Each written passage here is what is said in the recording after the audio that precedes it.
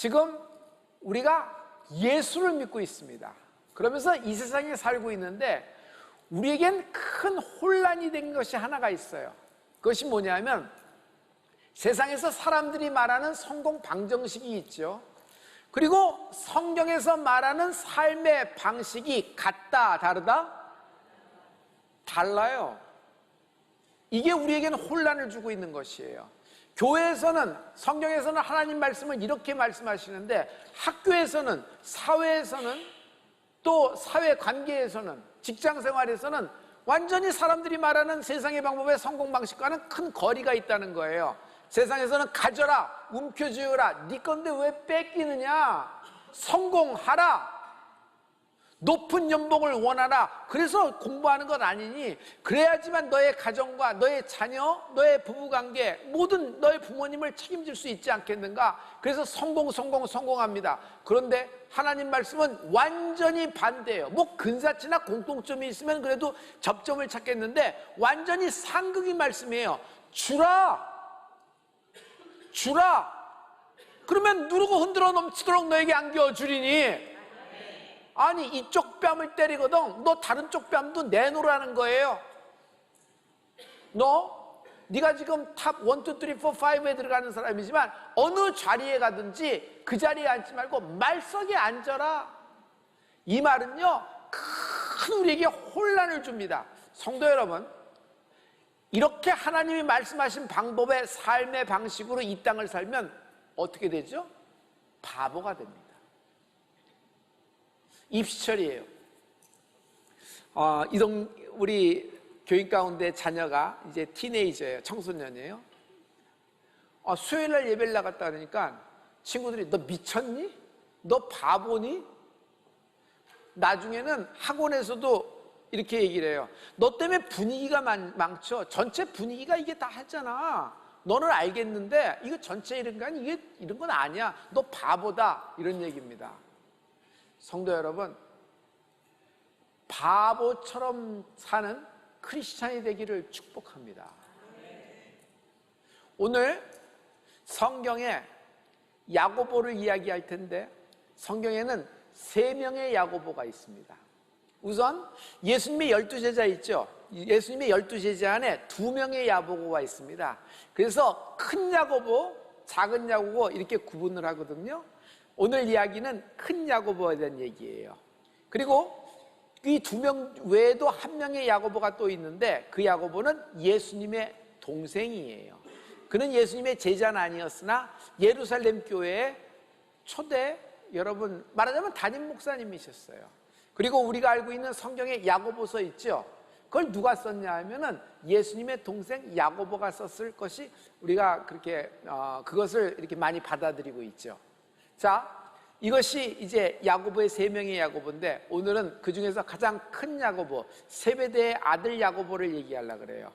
이 야고보는 여러분 동생이 사도 요한이에요. 그러니까 둘이 형제입니다. 그리고 예수님과는 사촌지간이에요. 어렸을 때부터 부유하게 자랐고 야심가로 컸습니다. 그래서 자존감이 굉장히 높았던 사람이 여러분 이 야고보, 큰 야고보예요.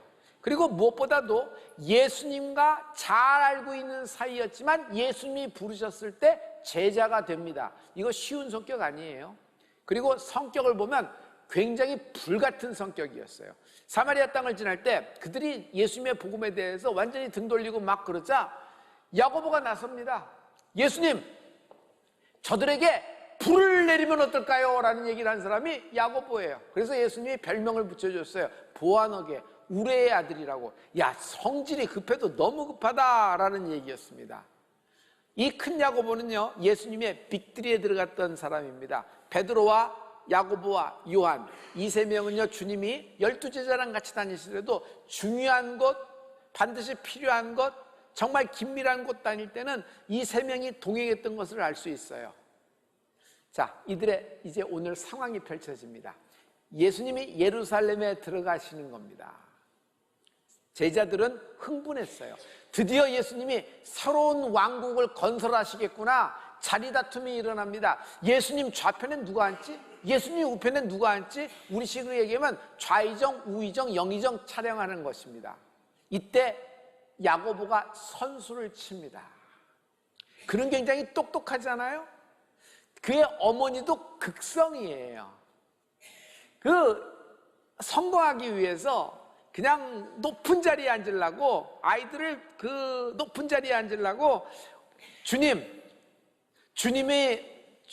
이런 자리를 가셨을 때, 우리를 배치하실 때 저와 제 동생을 하나는 좌편에 하나는 우편에 앉게 해주세요 라고 청을 넣었던 사람이 야고보예요. 그리고 지금은 마가복음을 보고 있지만 마태복음에도 동일한 장면이 나오는데, 마태복음에서는 그의 어머니가 이런 청을 넣었어요. 예수님의 이모가 청을 넣은 거죠. 나머지 제자들이 완전히 뒤집어져 버립니다.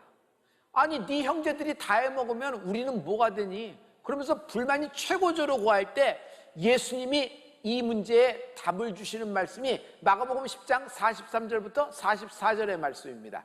우리 이 말씀을 다 같이. 너희 중에는 그렇지 않을지니 너희 중에 누구든지 크고자 하는 자는 너희를 섬기는 자가 되고, 너희 중에 누구든지 으뜸이 되고자 하는 자는 모든 사람의 종이 되어야 하리라. 으뜸이 되고자 해? 1등이 되고자 해? 종이 되어야 돼. 너희 중에 크고자 하는 사람이 있어? 그러면 남을 섬기는 자가 되라는 것이에요. 세상의 문화는 완전히 다르죠. 높아져라, 그리고 남보다 잘나야 무시당하지 않지 않느냐, 그리고 높은 자리 상좌에 앉아라, 그래야지만 네가 지킬 수 있다. 그러나 하나님 나라에서는 낮아지고 종되고, 여러분 이렇게 하나님의 말씀으로 이렇게 그래야지만 하나님이 원하시고 하나님이 원하는 그런 삶을 살잖아요. 여러분, 낮아질 때, 종될 때 주님이 말씀하시는 것으로 살면요, 세상에서는 바보가 됩니다. 그러나 하나님의 나라에서는 으뜸이 되는 줄 믿습니다. 이런 청을 넣었던 야고보를 큰 야고보 또는 산티아고라고 합니다. 산티아고는 야고보를 에스파뇰로 발음하면 산티아고가 되는 거예요. 그의 닉네임이 아니라 그 스페인의 발음을 하면 산티아고가 되는 겁니다. 제가 산티아고 다큐멘터리를 찍을 때 산티아고를 이제 동상이 있고 모신 곳에 이렇게 갔어요. 이렇게 동상을 만들어 온 것. 그냥 동상이 어떻게 된다 이렇게 보는데, 제가 거기 가까이 접근할 수가 있도록 해놨거든요. 그래서 뒤편에서 이렇게 접근할 때 제가 깜짝 놀란 것이 있어요. 아니, 산티아고 양 어깨 뒤편에 대못 2개가 꽉 박혀 있는 거예요. 아니, 왜 이게 박혔을까? 궁금하기 시작했어요. 여러분, 대못이라 그러면 우리가 예수님의 고난을 생각하잖아요. 그리고 핍박을 생각하잖아요. 저는 이 대못을 보는 순간 주님이 하신 말씀이, 이 장면이 딱 떠오르는 거예요. 오늘 말씀에서 마가복음 10장 45절의 말씀입니다. 우리 이 말씀을 다 같이 한번 선포하십니다. 다 같이. 인자가 온 것은 섬김을 받으려 함이 아니라 도리어 섬기려 하고 자기 목숨을 많은 사람의 대속물로 주려 함이니라.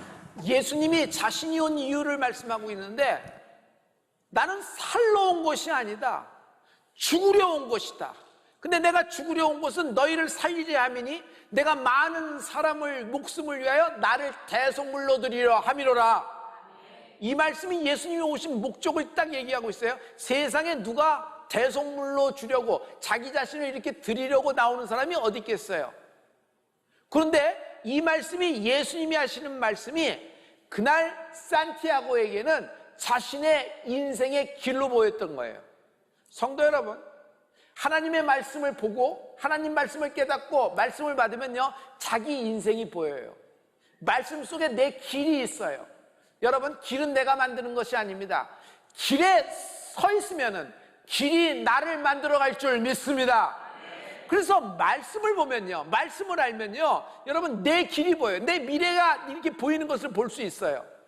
마치 산티아고의 그 대못을 보는 순간, 산티아고는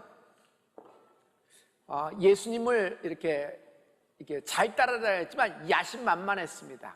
꼭 자기가 한 자리를 할 줄 알았어요.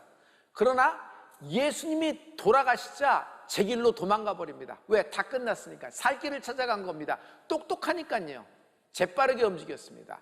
그러나 예수님이 부활하시자 다시 모여들었고, 예수님이 승천해 버리시면서 마가다락방 말씀을 하시면서 성령이 오실 때까지 간절히 기도하며 기다리라고 말씀한 거죠. 마가다락방에서 성령을 받습니다.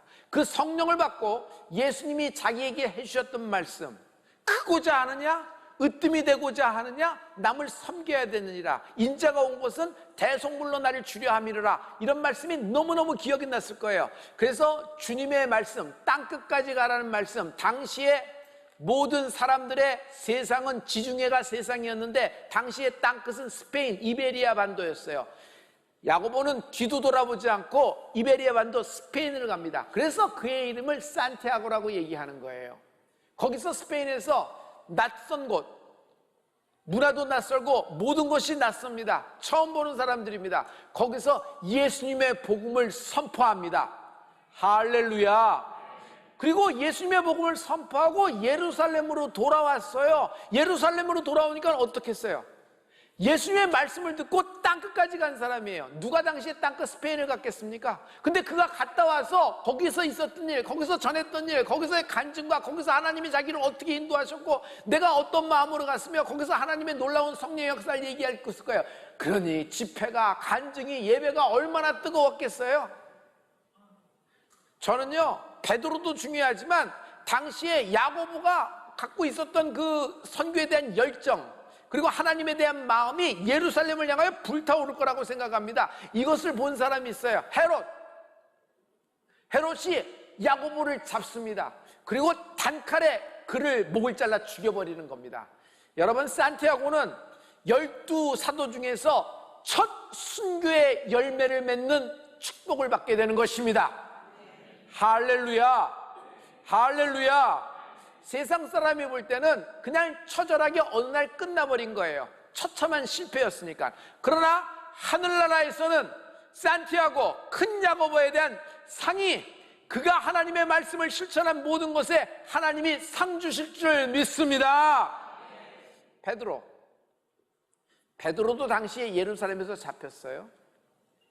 헤롯은요, 야고보나 베드로를 죽이면 로마 황제가 자기를 칭찬하고 기뻐할 줄 알고 정치적인 상황이 자기 쪽으로 확 돌릴 걸 알고 당시에 가장 대표격인 사람을 잡자 해서 산티아고와 베드로를 잡았습니다. 그런데 이상해요. 산티아고는 죽었는데 베드로는 천사를 통해서, 교회의 중보기도를 통해서 풀려났어요. 맞죠? 그래서 이 둘은 같은 상황에서 다른 형편을, 다른 결과를 갖고 온 것을 봅니다. 그러나 성도 여러분, 우리가 세상의 렌즈로 볼 때는 오래 살고, 세상에 볼 때는 이렇게 형통하고 이것이 꼭 이렇게 생각하나, 여러분, 사명이 달라서 그래요. 하나님은 산티아고에 대해서 하나님이 미리 말씀하시면서 그의 삶을 보여주고 계세요.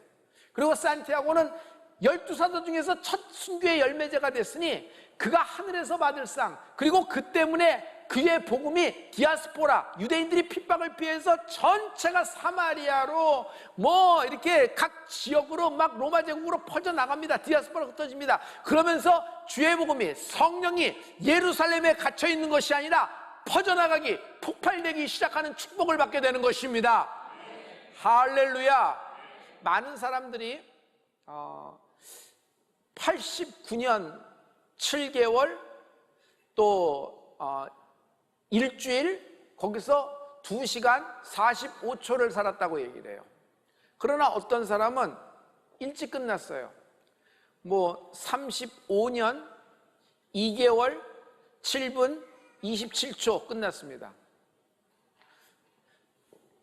하지만 하나님은요, 뭘 계산하시냐면 그가 하나님을 섬겼던 날짜로 계산하시지, 여러분이 태어나면서 죽을 때까지 모든 삶 전체를 하나님이 이렇게 뭐랄까, 이게 집중하시진 않아요. 그 말은 뭐냐면은 하나님이 계수하는 삶은요, 여러분이 예수 믿고 주를 위해 섬긴 모든 날들을 1분 1초를 하나님이 정확히 계산하시고 정확히 기록하시고 정확히 갚아주실 줄 믿습니다.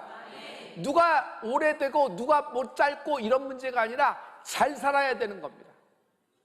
하나님이 기억하시는 삶을 사는 여러분이 되길 예수 그리스도로 축원합니다. 예수님은 바보예요. 예루살렘에 입성하십니다. 뻔히 죽을 줄 알고도 들어가시는 거예요. 이건 바보 아니에요? 성전을 헐라, 내가 이 성전을 사흘 만에 다시 세우리라. 이건 신성모독죄에 걸릴 줄 몰랐을까요? 그런데 왜 이런 말씀을 하시는 거예요? 빌라도 법정에서 빌라도가 얘기합니다. 하도 답답해서 말 좀 해라, 말 좀 해라 자꾸 다고칩니다. 아닌 게 아니라 어젯밤 꿈에 아내가 이런 꿈을 꿔서 나에게 신신당부해서 나도 너를 도우려고 하는데 네가 아무 말도 안 하니 인정하는 거 아니냐? 네가 입을 열어야지 나도 네 편이 돼서 풀어줄 텐데 말 좀 하라. 이 바보야. 하지만 예수님은 도살장에 끌려가는 양처럼 입을 열지 않습니다. 십자가상에서 예수님은 기도합니다. 십자가상의 기도는 주여 저들을 용서하시옵소서. 저들은 자기가 무슨 일을 하는지도 모르나이다. 이건 바보가 하는 기도예요. 자기 뺨을 치고 자기에게 침을 뱉고 자기에게 채찍을 치고 자기를 밑에서부터 확 그냥 심장을 뚫리도록 찌른 사람들을 위해서, 그들을 위해서 용서해달라는 기도를 합니까? 성전 헐고자 앉아요. 성전을 무너뜨리고자 앉아요. 네가 만약 하나님의 아들이거든 그 자리에서 내려와 우리로 하여금 믿게끔 하라. 막 이스라엘 백성이 전체가 골고다 십자가 밑에서 합창을 하고 뚜띠로 막 소리를 지릅니다. 그런 사람을 위하여 저들을 용서하여 주옵소서. 이런 기도를 하나요? 이건 바보가 드리는 기도 아니겠어요? 바보 아니에요. 제대로 산 것입니다. 예수님은 이 땅에 오셔서 오래 산 건 아닙니다. 그러나 제대로 사신 겁니다. 여러분, 마지막은 내가 많이 살았냐 적게 살았냐 이것으로 평가되는 것이 아니라 어떻게 살았냐로 평가되는 겁니다. 마지막은 여러분이 얼마나 갖고 있느냐, 얼마나 소유했냐, 여러분의 이름이 된 것이 무엇이냐로 평가되는 것이 아니라 제대로 살았냐, 어떻게 살았냐로 평가되는 거 아니겠어요?